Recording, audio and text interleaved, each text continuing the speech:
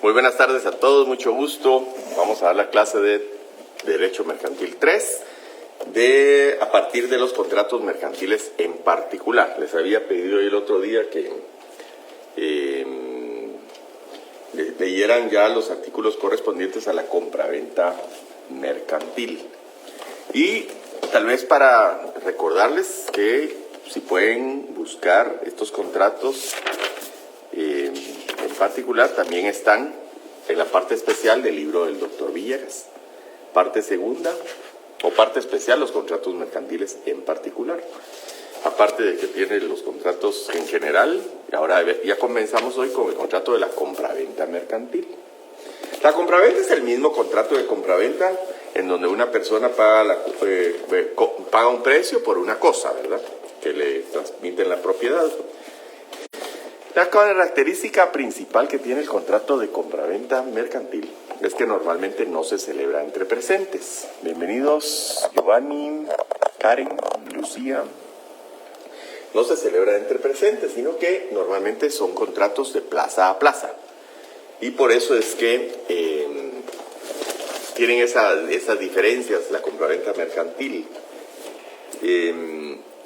No se celebran entre personas presentes. Vamos a ver, porque cuando yo invito a alguien o a alguien que quiere unirse al video, me pareció ahí una solicitud a Pacho y dice que no aceptaron la invitación o que no es posible. Pero creo que pueden entrar.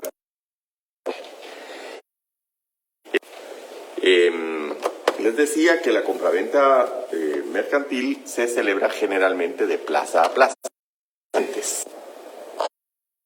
Y entonces estamos con el tema de que estoy buscando mi código de comercio, ya lo encontré.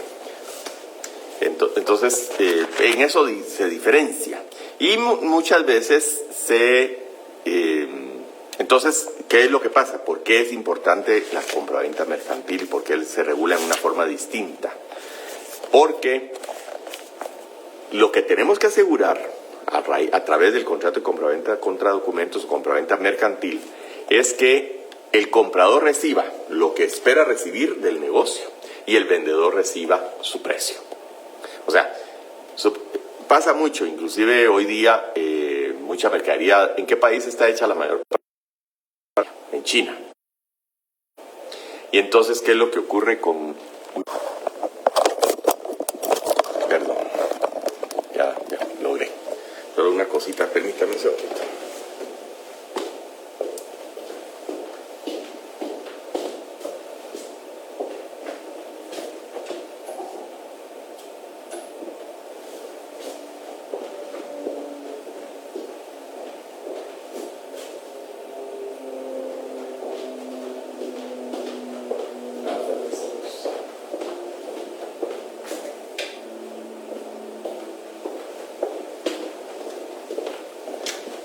Disculpen. Entonces, les decía que uno compra la mercadería, supongamos que en China.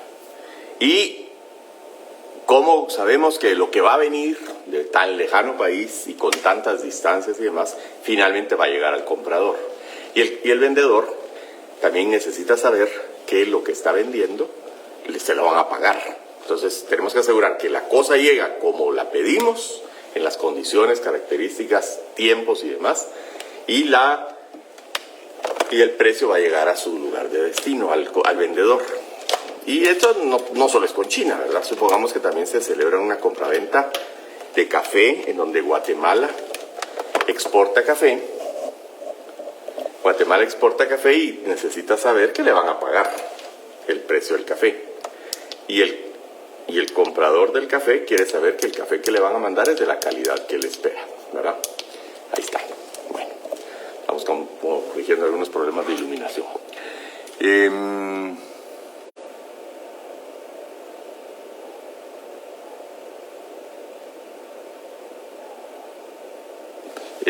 Les decía que entonces es importante. Y otro ejemplo que podemos poner es Toyota Motor Company, que queda en Japón, recibe un pedido de COFAL de Guatemala, de compañía Cofiño Stal en Guatemala, COFAL. Y van a comprarle 100 carros este año, o 1000 carros este año. Y entonces dice, bueno, está bien, yo se los voy a despachar, pero ¿qué características quieren los carros? Y pide todo el listado de características que quiere aquí la COFAL en Guatemala. ¿De qué lado tiene que ser el timón? Porque en Japón usan el timón del lado derecho y aquí lo usamos del lado izquierdo, por ejemplo. Si diésel, si gasolina, si tiene que tener tal especificación. O sea, los carros normalmente tienen que cumplir con las especificaciones del lugar en donde van a ser usados o importados. Y entonces, ¿y cuánto cuestan los carros? Pues cuestan tanto. Bueno, se los voy a fabricar, pero necesito que me garantice que me los va a pagar. Obviamente COFAL y Toyota probablemente tienen una relación de muchos años, pero todavía utilizan lo que se llama la carta de crédito o crédito documentario, que es parte de lo que vamos a ver también aquí en la clase. Pero ahorita vamos a comenzar con el primer elemento, con el de la compra-venta mercantil, que lo que busca es que el comprador reciba lo que necesita comprar y en las características, tiempo, modo y demás convenidos, y el vendedor reciba su dinero. Para eso van a intervenir entre COFAL y Toyota Motor Company, van a intervenir un montón de personas que participan para lograr ese efecto. Va a haber una empresa naviera que va a traer los carros. Va a venir una empresa aseguradora que va a asegurar que los carros, si les pasa algo en el camino, o del puerto de Puerto Barrios o de Puerto San José para acá, Puerto Quetzal para acá, para la ciudad de Guatemala, si les pasa algo, pues está cubierto ese riesgo. Va a venir un banco que va a decir, bueno, yo voy a emitir una carta de crédito, por ejemplo, el Banco Industrial le va a emitir una carta de crédito para que el banco de Toyota en Japón, el banco de Tokio, pongamos, reciba ese dinero que va a ser el precio de los vehículos. Y tal vez hay un banco en Alemania que va a garantizar o que conoce al Banco Industrial y que conoce al Banco de Japón. Y va a haber varias personas que van a intervenir en esa. Además, dentro del proceso va a haber que importar esos carros y entonces tiene que venir la factura comercial de los carros, tiene que venir la póliza de seguro, tiene que venir el contrato de transporte, tiene que venir una serie de documentos para que los carros puedan ser importados a Guatemala, ¿verdad? Gracias por reportar que están viendo el video. No sé si hay alguna pregunta, yo solo he visto que están reportando. Muchas gracias, bienvenidos. Entonces, venta contra documentos. Este es el primer paso, digamos. Vamos a ir construyendo toda la operación. 695, estamos en el Código de Comercio, ventas contra documentos. En las ventas contra documentos, el vendedor cumplirá su obligación de entrega remitiendo al comprador los títulos representativos de las mercaderías y los demás documentos indicados en el contrato o exigidos por el mismo. Salvo pacto en contrario, el pago del precio deberá hacerse en el momento en que se entreguen los documentos, sin que el comprador pueda negarse a efectuar el mismo, alegando defectos relativos a la calidad o al estado de las cosas, a no ser que tenga prueba de ello. Entonces, lo primero que va a pasar aquí es que, supongamos que Toyota pone su pedido, COFAL pone su pedido a la Toyota. Toyota le dice, bueno, yo se lo mando, mándame una carta de crédito y me dice contra qué documentos usted me va a pagar. Entonces, COFAL de Guatemala le dice, mire, yo necesito la factura, la póliza de seguro, el listado de repuestos, el conocimiento de embarque de los carros que ya están puestos en el buque, o el certificado de depósito que ya están puestos en una almacenadora. Esos son el tipo de documentos representativos de mercaderías que es contra lo que se tiene que pagar el documento. Entonces, yo le entrego, Toyota fabrica los carros y los pone en el almacén general de depósito o los pone en el barco que los va a traer a Guatemala. Ese conocimiento de embarque o carta de porte, que vamos a ver más adelante, que se llama BL, Bill of Lading en inglés, y se usa B/L como abreviatura, es la carta es el título de crédito representativo de la propiedad de los vehículos. Entonces, Toyota, cuando recibe esos documentos, y ni siquiera Toyota, el banco que designe, COFAL, Cofiño Estal de Guatemala, cuando el banco industrial, supongamos, que emitió la carta de crédito, recibe los documentos representativos de esos carros, está obligado a pagar el precio. Aunque los carros todavía anden en alta mar, o todavía estén en el puerto en Tokio, en Osaka, o vengan en el Océano Pacífico, o se hayan hundido en el camino. Hay que pagar cuando vienen los títulos representativos de la mercadería, porque eso es lo que está diciendo aquí. Ventas contra documentos. En las ventas contra documentos, el vendedor cumplirá su obligación de entrega remitiendo al comprador los títulos, se le mandan, ¿verdad?, los títulos representativos de las mercaderías y los demás documentos indicados en el contrato o exigidos por el mismo. O sea que ustedes en la compraventa tienen que decir, bueno, aquí está mi pedido y usted me va a mandar toda esta serie de documentos. Supongamos que es un producto, lo que estamos comprando es un producto medicinal. Bueno, entonces me manda la factura comercial, la carta de porte de que puso la medicina en el avión, el certificado de libre venta de que ese producto se puede vender en el país de origen. Tiene que traer un certificado fitosanitario de que no tiene plagas, enfermedades y más, si es un producto agrícola, digamos. Si es carne, digamos, también certificado fitosanitario y tales pruebas para que demuestre que no viene de un país que tiene fiebre aftosa, peste bovina, gripe aviar y brucelosis, lo que exija la legislación guatemalteca para poder importar esa carne. Entonces, todos esos documentos yo se los tengo que enumerar al vendedor para que cuando me mande todos esos documentos, le vamos a pagar. Salvo pacto en contrario, el pago del precio deberá hacerse en el momento en que se entreguen los documentos, sin que el comprador pueda negarse a efectuar el mismo alegando defectos relativos a la calidad o al estado de las cosas, a no ser que tenga prueba de ello. Vinieron aquí los documentos representativos. Como les digo, los carros tal vez están todavía en la naviera, en el puerto, en alta mar, a medio camino, o están en Puerto Quetzal. Pero ya el título representativo de que los carros están puestos a bordo del buque ya vinieron. Ahí tiene que pagar el comprador. Y si no tiene prueba fehaciente de que los carros tienen algún daño, tiene que pagar. Se usa también otro servicio de inspección. Si yo voy a comprar a China, y sobre todo en China tienen fama muchos fabricantes de que la primera vez le mandan un producto y la segunda vez le mandan una calidad distinta. Entonces se usan servicios de inspectores. Yo contrato a una compañía que inspeccione el producto cuando lo están embarcando y que me certifique que van conforme a las muestras que yo pedí. O le pido en el contrato de compraventa, mire, usted deme un certificado de una compañía de reconocido prestigio que diga que las muestras cumplen con este y este y este requisito. Un certificado de inspección. Es otra persona que también interviene como en la negociación, como intermediario o certificador de que la mercadería fue embarcada, que la mercadería viene en buen estado, que cumple con todos los requisitos, que trae todos los documentos, etcétera, etcétera, etcétera. Cosas en tránsito. Si las cosas se encuentran en tránsito y entre los documentos entregados figura la póliza del seguro de transporte, los riesgos se entenderán a cargo del comprador desde el momento de la entrega de las mercaderías al porteador, a no ser que el vendedor supiere al tiempo de celebrar el contrato la pérdida o la avería de las cosas y lo hubiere ocultado al comprador. Otra vez estamos hablando aquí de buena fe. Si las cosas se encuentran en tránsito y entre los documentos entregados figura la póliza del seguro de transporte, los riesgos se entenderán a cargo del comprador desde el momento de la entrega de las mercaderías al porteador. ¿Quién es el porteador? El porteador es el transportista. Cuando veamos el contrato de transporte, que lo vamos a ver en este semestre, también vamos a ver que en el momento en que el vendedor le entrega al transportista, al barco, al avión, al tren, al camión que va a traer el producto, la mercadería, desde ese momento están cubiertos los riesgos porque hay un seguro de transporte que cubre de puerto a puerto, digamos, de puerto de Osaka en Japón al puerto Quetzal en Guatemala, o a la entrega de los vehículos en las instalaciones de COFAL allá en la carretera El Salvador, ¿verdad?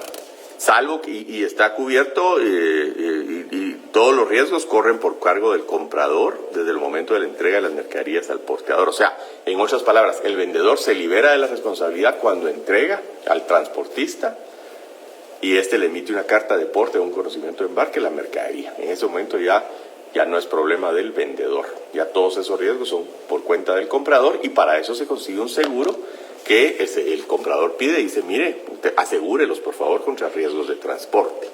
Si se hunde el barco, si se quema, si se chocan entre sí los carros, lo que sea, todo eso lo paga el seguro.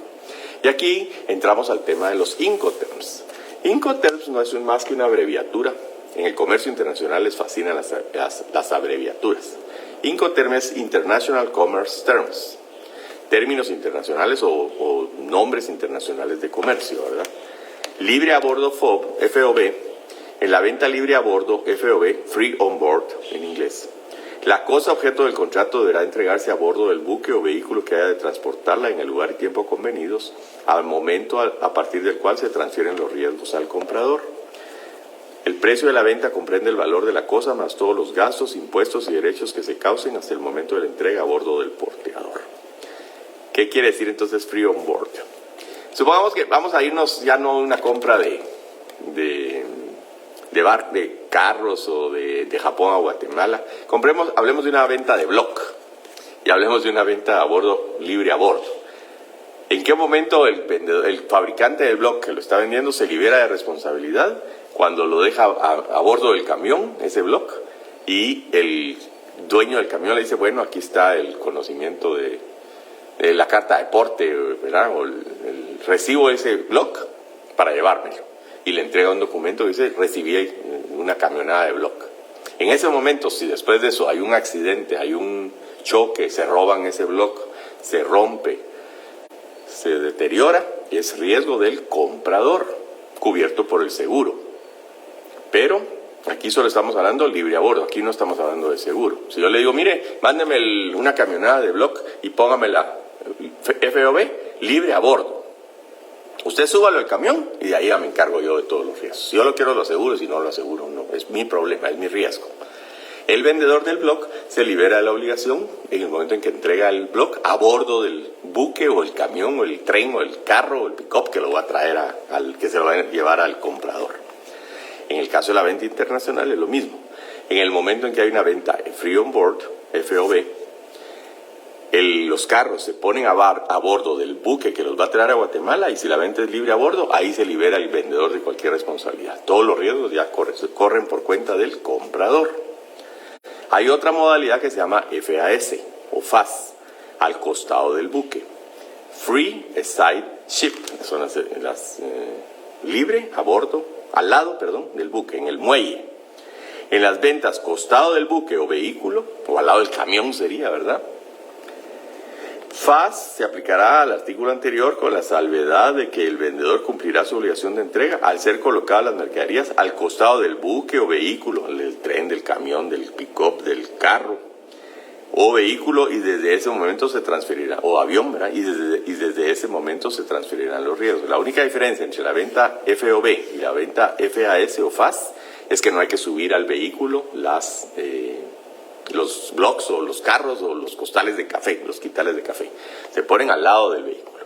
Ya la subida al camión, el de ese block, ya va por cuenta del comprador porque la venta es libre al lado del barco, al lado del camión. No sé si se entiende. Y el CIF, que es el más común, incluye el costo, el seguro y el flete. En las compraventas, costo, seguro y flete, CIF, que en inglés es Cost, Insurance, Freight, CIF. En la compraventa, costo, seguro y flete, el precio comprenderá el valor de la cosa más las primas de seguro y los fletes, hasta el lugar convenido para que sea recibido por el comprador. Entonces los carros van a venir CIF Puerto Quetzal o CIF Toyota Guatemala. ¿Qué quiere decir eso? Que el valor de que, si yo coticé los carros, el precio que me da la Toyota CIF, Costo, Insurance and Flete, Cost, Insurance and Freight, incluye el precio del carro, el costo del seguro hasta el punto de entrega. Si es Puerto Quetzal, pues hasta ahí, y si es Ciudad de Guatemala, pues hasta la Ciudad de Guatemala, y el flete normalmente el flete será a Puerto Quetzal o a Puerto Santo Tomás, porque de ahí ya va a ser por cuenta de la Toyota ir a traer los carros en una tacuacina y los va a subir y van a poder entonces, va a ser por cuenta o a riesgo del comprador traer los carros del puerto, pagar los impuestos y todo eso de importación que ya le tocan a él. Dicho sea de paso, permítanme.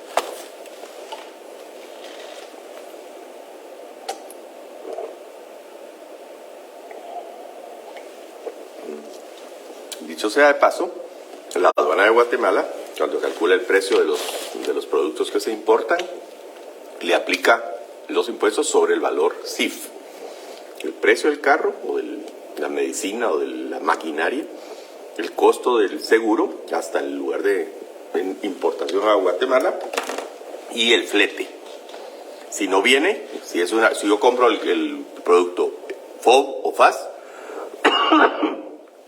la aduana de todos modos me aplica el valor CIF para efectos de cobro de impuestos.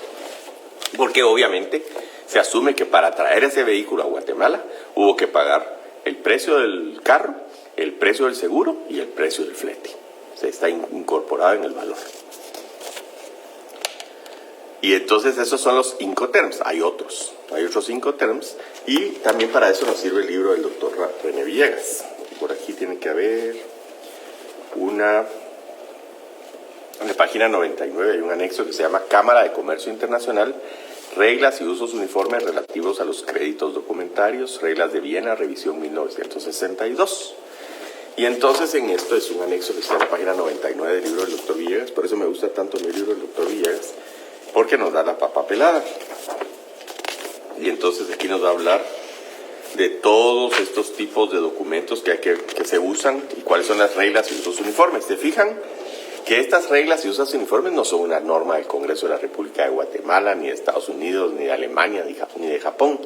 Es la Cámara de Comercio Internacional. Son usos uniformes. Es cuando la costumbre se vuelve fuente de derecho. Y entonces, como cuando dice que a los usos del comercio, estos son los usos que están aprobados por la Cámara de Comercio Internacional. Vamos a ver si hay aquí algo de los Incoterms. Y entonces vamos a ver aquí si están. Aquí está, ¿ven? A bordo. A menos que el crédito exija expresamente un documento de transporte a bordo o que el documento presentado sea inconsistente con otras estipulaciones del contrato, del crédito, con el artículo 26, los bancos aceptarán un documento de transporte que indique que la mercadería ha sido tomada a cargo o recibida para embarque. Sobre cubierta, es que está sobre la cubierta del barco.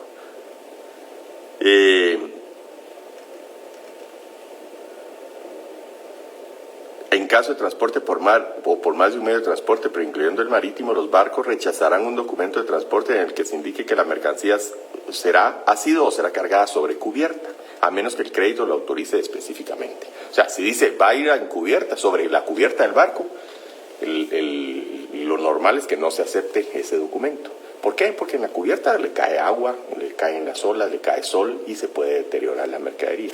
Lo mejor es que la mercadería vaya adentro del barco, no arriba del barco sobre cubierta, porque ahí está expuesta a rayos, a agua de mar, a sal marina, a brisa marina salada, se oxida, se puede asolear, entonces el carro va a venir deteriorado. Salvo que lo autorice expresamente el crédito, ¿verdad? Y entonces, aquí está todo lo del flete. Estoy hablando más o menos de los artículos 26, 27, 28 y 29 de estos reglos y usos uniformes. Le repito, estas no son ningún tipo de norma legal, sino que son puramente usos uniformes aprobados por la Cámara de Comercio Internacional. Estoy buscando los Incoterms, pero no los encuentro hacia la primera. Vamos a buscar un poquito más despacio, pero esto es lo que tenemos. Como les digo, algunas están recogidas por las legislaciones locales, como el FOB, FOB, FAS y CIF. Hay otras muchas. Hay una CIF, que es costo y flete, también ahí lo vamos a ver en el Código de Comercio. ¿Qué quiere decir seguro contra riesgo? Todo esto se va a interpretar o se va a entender conforme a estas reglas de usos uniformes, reglas y usos uniformes relativas a los créditos documentarios que han sido aprobadas por las diferentes revisiones de la Federación Latinoamericana de Bancos y de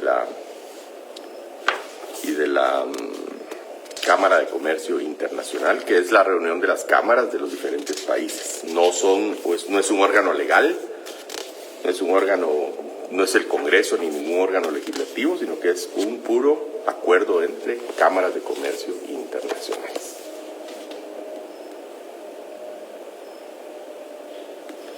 Aquí también dice si cuándo se va a ser pagado el flete. O sea, son condiciones entre vendedor y comprador. Es como que si yo le digo, mire, ¿cuánto me cuesta el carro? Incluye gasolina, polarizado, seguro, servicios, ¿qué incluye? Eso es lo que estamos hablando aquí.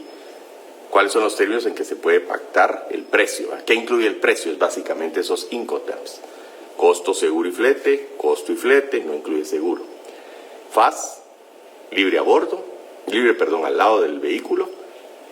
FOB, libre a bordo, ¿verdad? Entonces ahí, si no incluye seguro, va a ser libre a bordo. Si incluye seguro, es libre a bordo, más seguro, más el flete, ¿verdad? Y ya, en el FAS, está al lado del camión y ahí se entrega el bloque, el carro, el café. Y a la subida al vehículo que lo va a traer, el flete y el seguro va por cuenta del comprador porque es una venta FAS, libre al lado del barco. Está claro, ¿verdad? ¿Verdad que no es tan complicado? Entonces, vamos a seguir con el artículo 696, cosas en tránsito. Si las cosas se encuentran en tránsito y entre los documentos entregados figura la póliza de seguro de transporte, los riesgos se entenderán a cargo del comprador. Bueno, eso ya lo vimos. Aquí estamos hablando de la buena fe, ¿verdad? Si me entregaron el seguro, todo riesgo corre por cuenta del comprador. Y para eso sirve el seguro. Si no hay seguro, pues el comprador no pidió seguro, ¿verdad? Por eso es que uno tiene que ser bien claro en lo que pide. Obligaciones del vendedor. En el caso el vendedor, en el 700, el vendedor en la compraventa CIF se entenderá obligado. ¿Qué tiene que hacer el vendedor para cumplir con su obligación? Primero, tiene que contratar y pagar el transporte en los términos convenidos y obtener del porteador mediante el pago de flete, el conocimiento de embarque o la carta de porte respectivos. O sea, como es CIF, costo, seguro y flete, en el precio del vehículo o del café o de la medicina o de la máquina que compré, el vendedor tiene que pagarle el flete y la póliza y obtener el conocimiento de embarque o carta de porte, el BL que vamos a ver más adelante. Tomar y pagar un seguro por el valor total de la cosa objeto del contrato a favor del comprador o de la persona que éste indique, que cubra los riesgos convenidos y a falta de convenio los usuales y obtener del asegurador la póliza o certificado correspondiente. Entonces tiene que obtener el conocimiento de embarque, la póliza. El comprador CIF, también el tercero, entregar al comprador o la persona que éste consigne los documentos a que este artículo se refiere. Tiene que entregarle la factura, la póliza, el pago del flete y el pago del seguro, la póliza de seguro. Y le tiene que entregar esos documentos al comprador o al banco industrial o al banco en Tokio para que ese se los mande al Banco de Alemania y que el Banco de Alemania se lo mande al Banco Industrial para que el Banco Industrial se los entregue a COFAL en Guatemala, ¿verdad? Obligaciones del comprador CIF. El comprador CIF estará obligado a pagar el precio contra la entrega de los documentos a que se refiere el artículo anterior. O sea, en el momento en que llegan a Guatemala, la factura, la póliza de seguro y el conocimiento de embarque, el Banco Industrial va a tener que pagar por esos vehículos, aunque los vehículos todavía estén en el puerto de Osaka, ¿verdad? Porque es una venta contra documentos. Riesgos en la compraventa CIF. Los riesgos en la compraventa costo, seguro y flete, CIF, se transmitirán al comprador desde el momento en que la cosa objeto del contrato haya sido entregada al porteador. El porteador es el transportista. La vigencia del seguro deberá iniciarse desde ese momento. Desde el momento en que se le entrega al transportista el producto, comienza el seguro de transporte. Para eso es. Seguro incompleto. Si el vendedor CIF no contratar el seguro en los términos convenidos o en los que sean usuales, responderá al comprador en caso de riesgo como hubiera respondido al asegurador. Creo que aquí es como hubiera respondido el asegurador. Creo que aquí hay una palabra que está mala, pero la vamos a buscar. Artículo 703. ¿Qué está diciendo aquí? Artículo 703, Código de Comercio. Que el vendedor se comprometió a hacer una venta CIF, costo, seguro y flete, pero compra malo el seguro, compra por menos valor, por menos riesgos y demás. Entonces el que tiene que responder si hay un siniestro es el vendedor, porque no compró el seguro que tenía que haber comprado. Aquí está, seguro incompleto, vamos a ver qué dice. Y responderá al comprador, dice aquí. Ah, sí, está bien entonces el artículo. Los riesgos en la compraventas, no, seguro incompleto. Si el vendedor CIF no contratare el seguro, no contratare al seguro, así, al seguro, en los términos convenidos o en los que sean usuales, responderá al comprador. Sí, pues el vendedor le tiene que responder al comprador en caso de riesgo, como hubiera respondido el asegurador. No sé, hay un errorcito en la palabra. Es el asegurador, ya me parecía raro. Si está malo el articulito espero que el de ustedes esté bien. En la de internet es él. Como hubiera respondido el asegurador. O sea, si el vendedor no compró una buena póliza de seguro por el monto, por los riesgos que eran necesarios, ocurre un siniestro, el vendedor tiene que responder como hubiera respondido el asegurador, la compañía aseguradora. El comprador en este caso puede contratar el seguro y en todo caso deducirá el monto de la prima del precio debido al vendedor. Me doy cuenta que el vendedor me está comprando un seguro defectuoso o insuficiente. Entonces yo compro el seguro como comprador y le bajo del precio que le tengo que pagar, le bajo el seguro que tuve que comprar porque él compró un seguro insuficiente. Creo que se entiende. Costo y flete. En las ventas, costo y flete, aquí hay un error también. CIF es CIF, aquí hay un error, estoy seguro. El artículo siguiente, está un poco defectuoso este código, lo acuso. Este no está muy buena, en esta parte no está muy exacto. Entonces, costo y flete. En las ventas, costo y flete CIF se aplicarán las expresiones de la venta CIF, con excepción de las relativas al seguro. Qué raro. Porque estas son C y F. Cambia el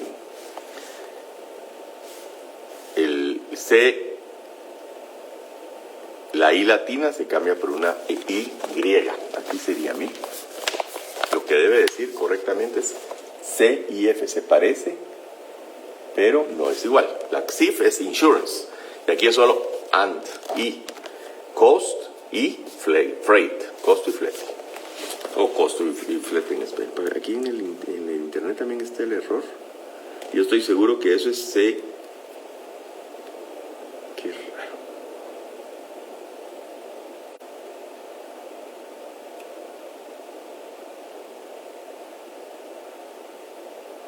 El 704, no sé por qué. El 704 es el que estoy viendo que no está bien.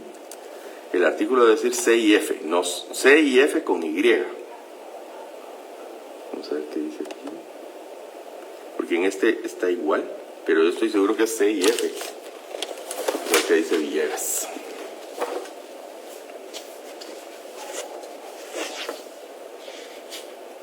Contrato estimatorio. Y miren, aquí lo tiene él bien. Así es como debe estar, miren. Villegas lo tiene bien aquí. C y F.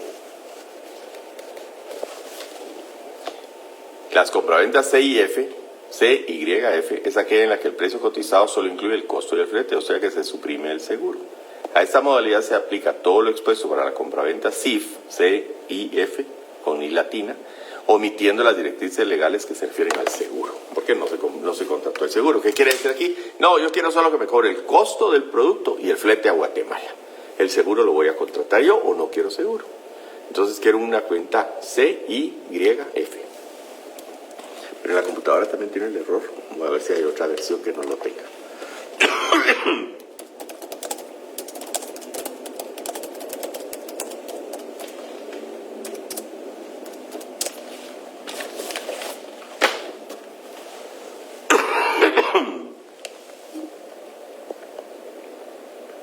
Sí, correcto.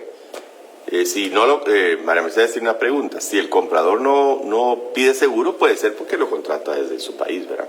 Yo prefiero contratar con una aseguradora que yo conozco y que el reclamo va a ser más eficiente.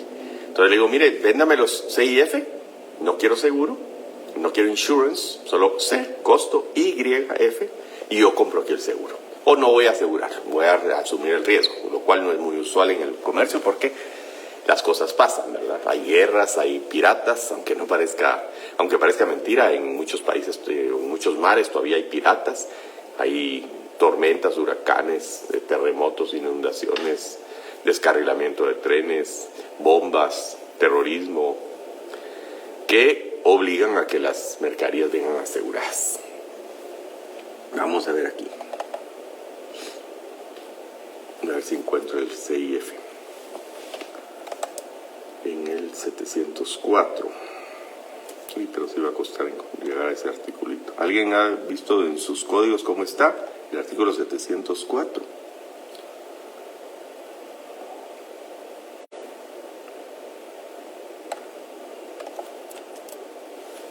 El Código de Comercio. ¿Por qué el 727 me pasa?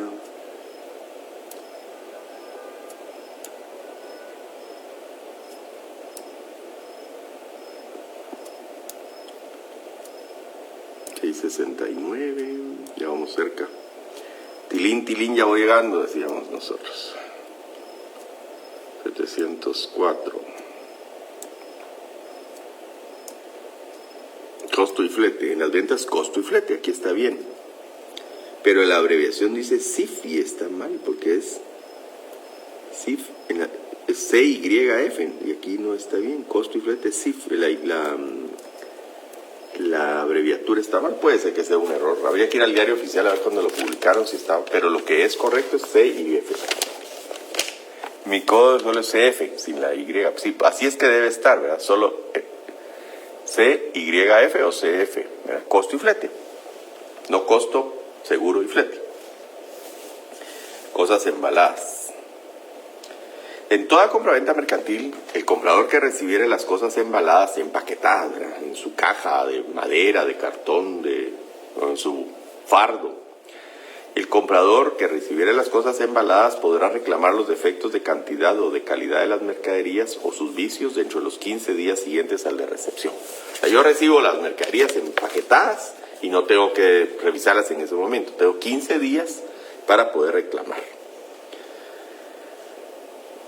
Y el 706, opción de compraventa. En la promesa o la opción de compraventa de cosas mercantiles, las partes son libres de pactar el plazo sin límite alguno. Aquí también se diferencia de la compraventa civil, que la promesa de compraventa civil, cuando son bienes inmuebles, tiene un plazo máximo de 2 años. Aquí, la parte civil, hay autonomía a la voluntad, deja a la libertad de las partes que el plazo de la promesa y compraventa la hagan mayor o menor, no hay límite de 2 años como en el Código Civil. En el artículo,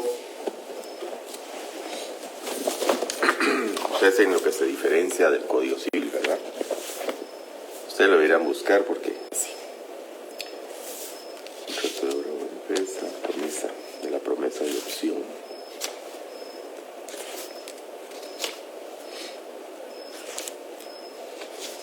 Promesa de opción.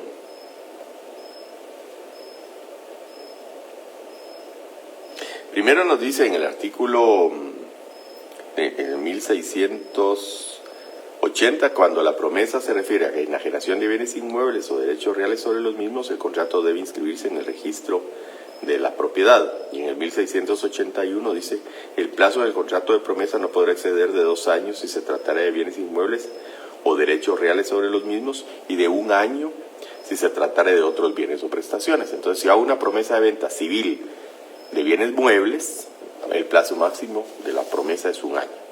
Ese plazo máximo no está regulado o está libre para las compraventas mercantiles. Entonces, yo lo que podría hacer aquí, si fuera ustedes, que pondría una nota en el 1681. Podría ver artículo 705 me parece que es, no, 706, el Código de Comercio, que no tiene esa limitación, ¿verdad? Pueden ser 2 años, aunque sean bienes muebles, porque las partes son libres de pactar el plazo que consideren convenientes. Y en el artículo 706 le pondría el número del artículo que acabamos de ver aquí del Código Civil. Y el otro contrato que vamos a ver hoy se llama suministro o contrato estimatorio. Gracias María Mercedes, Eduardo.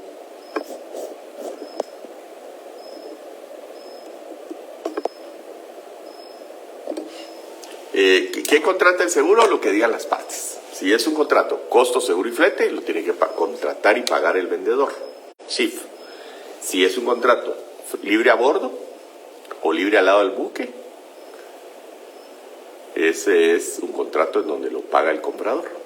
No incluye el precio, no incluye el seguro, ni la contratación, ni el pago de la póliza de seguro, ni la prima de seguro.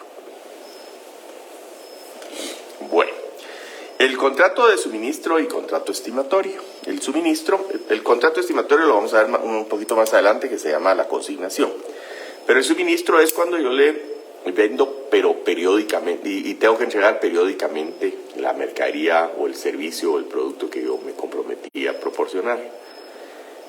Le vendo papel a un periódico, le vendo suero a un hospital, le vendo servicios de limpieza a una oficina, le vendo útiles escolares, uniformes o pelotas de fútbol a un colegio,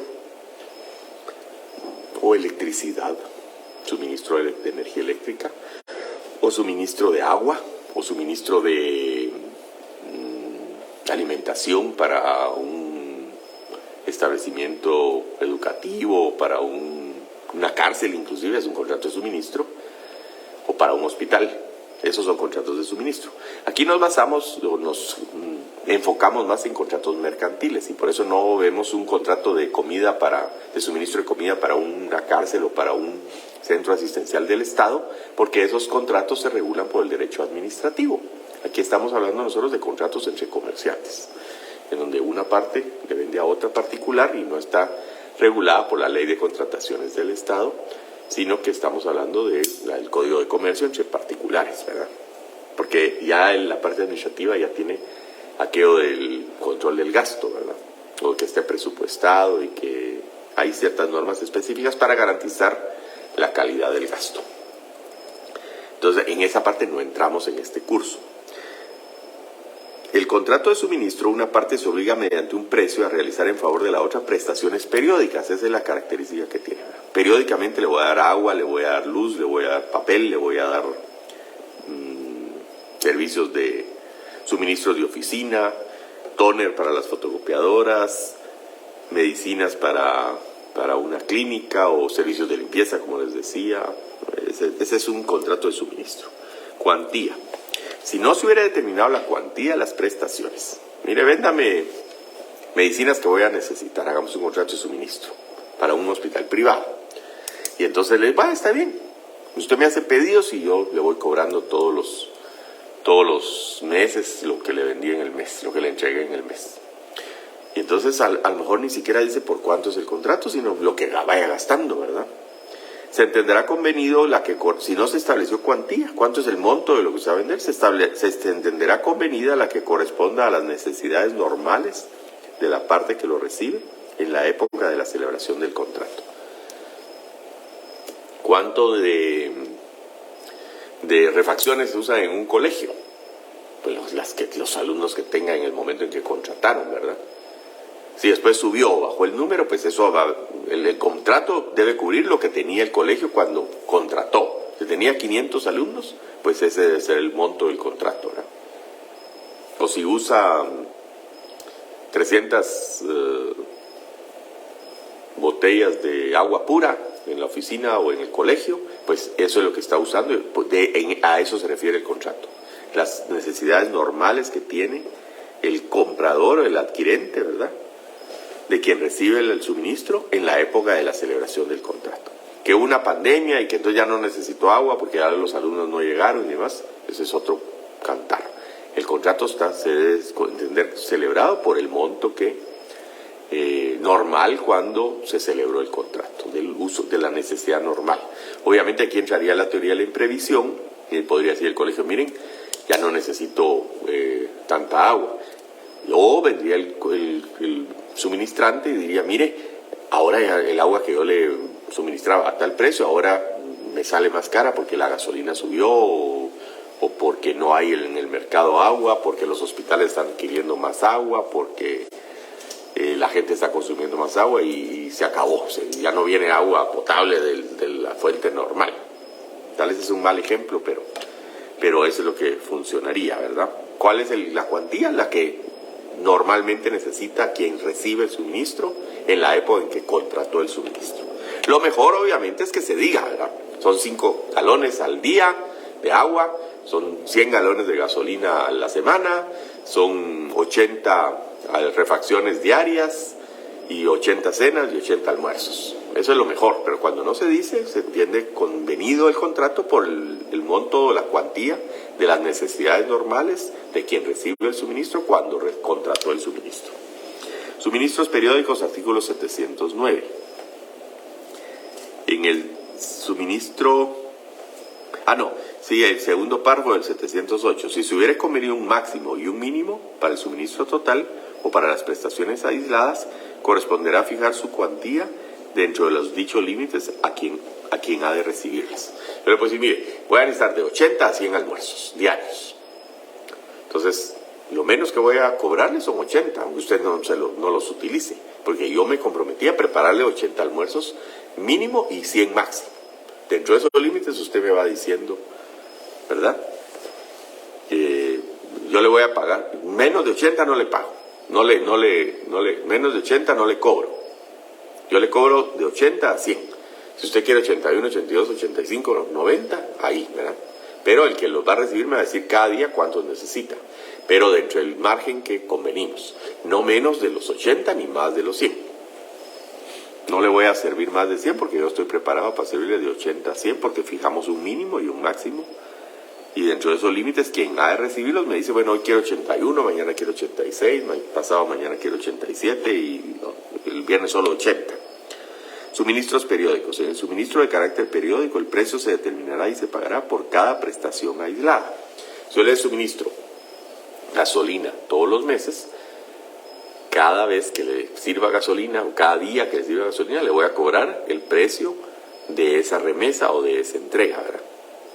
Si hoy está el galón a 36 quetzales, pues a eso se lo cobro. Si mañana está a 40, se lo cobro al precio que está el día que se lo entregué. Suministros periódicos, ya está. Y el plazo. El plazo establecido para la prestaciones aisladas se entenderá pactado en interés de ambas partes. Era lo que le decía yo el otro día de la mora. Supongamos que me comprometo a que voy a recibir 80 rollos de papel para mi periódico.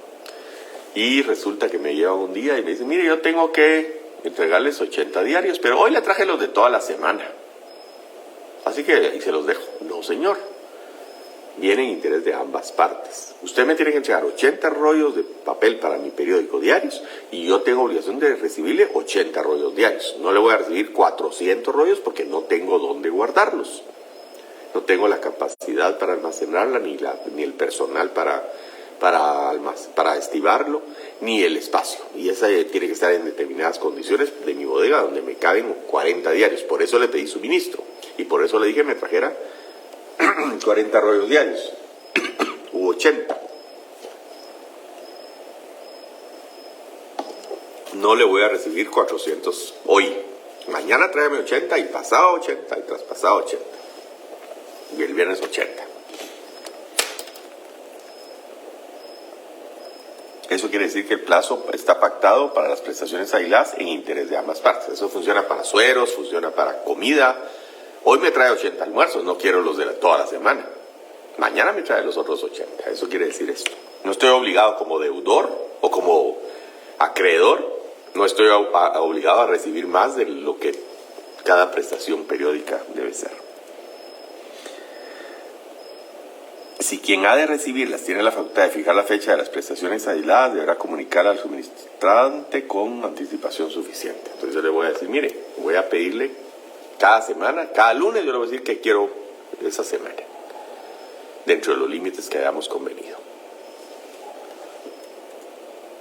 La terminación, si no me cumplen, si el incumplimiento de una de las prestaciones aisladas tiene tal importancia que haga presumir que las prestaciones futuras no se ejecutarán oportunamente, podrá darse por terminado el contrato. Veo que no me llevaron el almuerzo el lunes ni el martes. Señores, el miércoles ya no me lo van a traer o ya no lo quiero, ¿verdad? Entonces doy por terminado el contrato porque es de tal importancia que no me están cumpliendo que ya la semana seguramente ya no me va a seguir cumpliendo. Muy bien. Suspensión y denuncia. Si la parte que tiene derecho al suministro no cumpliera alguna de sus obligaciones, el suministrante no podrá suspender la ejecución del contrato sin darle aviso con prudente anticipación. ¿Qué tiene que cumplir el suministrado, a quien le estoy entregando el suministro? Pues tiene que pagar. Y tiene que pagar cada 15 días, supongamos. Los almuerzos que se le pasaron, que se le entregaron durante la quincena anterior, la tiene que pagar cada 15 días, al vencimiento de la quincena.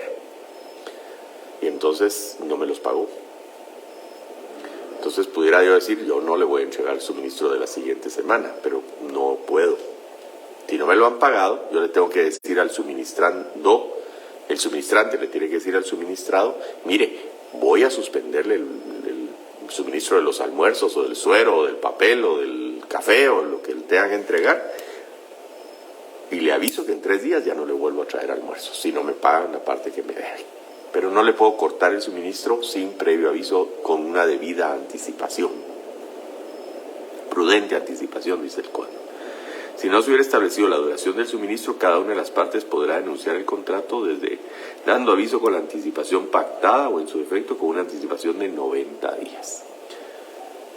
No pactamos plazo, es un contrato indefinido de suministro. Entonces yo no le puedo decir, mire, mañana o pasado ya no quiero los almuerzos. Ya compré producto para suministrarle, le va a decir el otro. Ya compré verduras, ya compré carne, tengo personal y todo para seguirle. No me puede cortar. Si en el contrato hay una cláusula de preaviso, pues ahí tenemos que aplicar esa cláusula. Si no hay cláusula de preaviso, para darlo por terminado, 90 días. Para que tenga tiempo de buscar otros clientes, o colocar a su personal, o ubicar a su personal, o utilizar a su personal y a sus insumos en otro suministro. Y el contrato de estimatorio es la famosa venta en consignación. Yo le puedo llevar, ya son las menos 5, ¿verdad? Yo le puedo llevar a un almacén así, mire, véndame este producto que yo fabrico.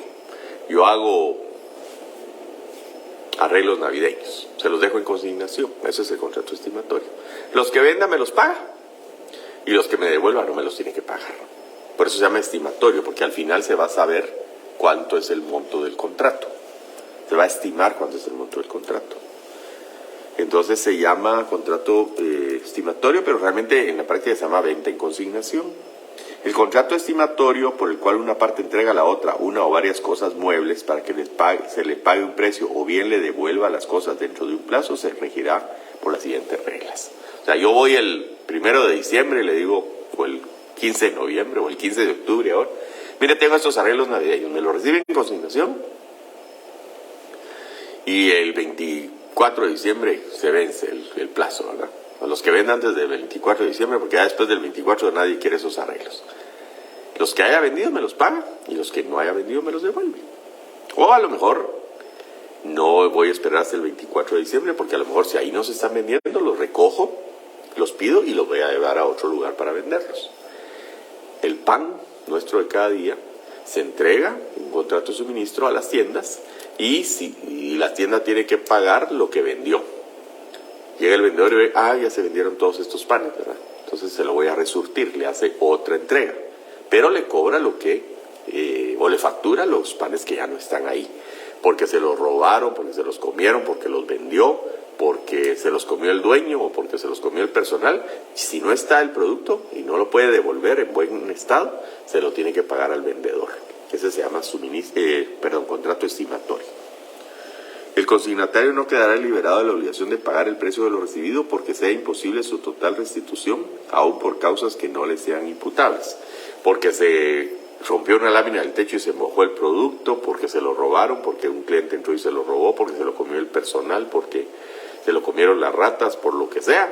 Se incendió el local. Si yo no le puedo devolver la mercadería, se la tengo que pagar al consignante. El consignatario se la tiene que pagar al consignante.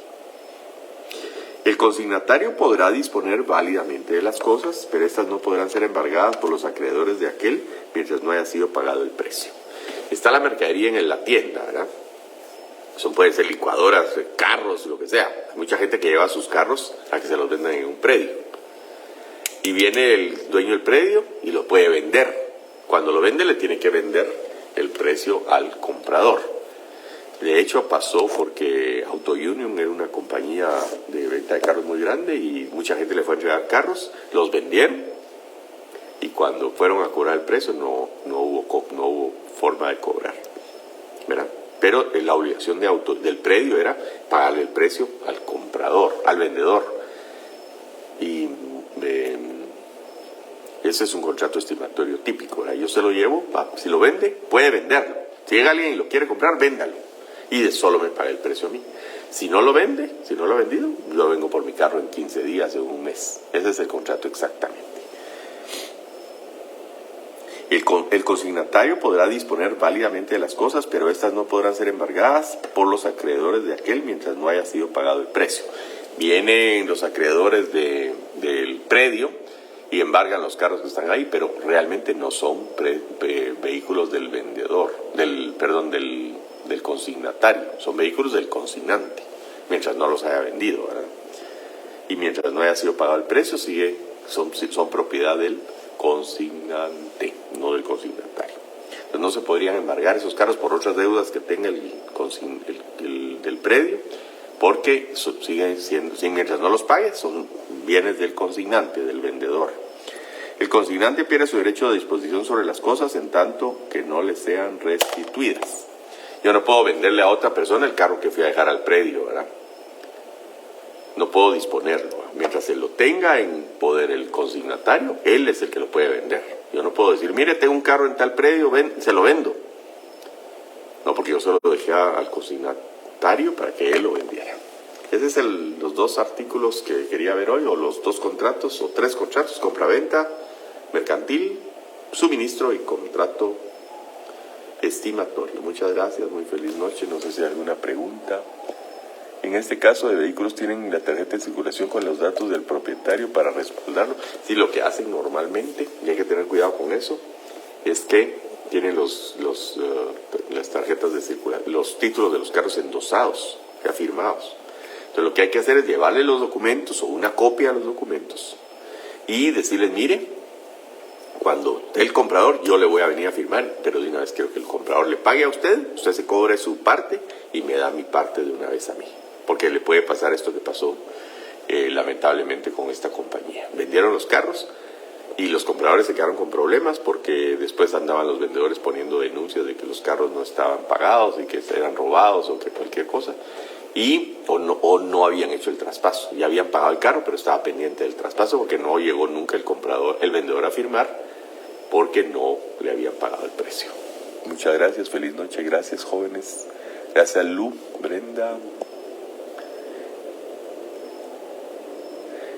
Sí, tienen la tarjeta, normalmente tienen, y le hacen firmar a uno un contrato de que uno lo deje en consignación, contrato estimatorio. O de una vez le piden que le endose hay predios que le piden que uno endose el título. Yo no lo haría por esa situación que puede pasar. Feliz noche, muy amables, gracias. 704.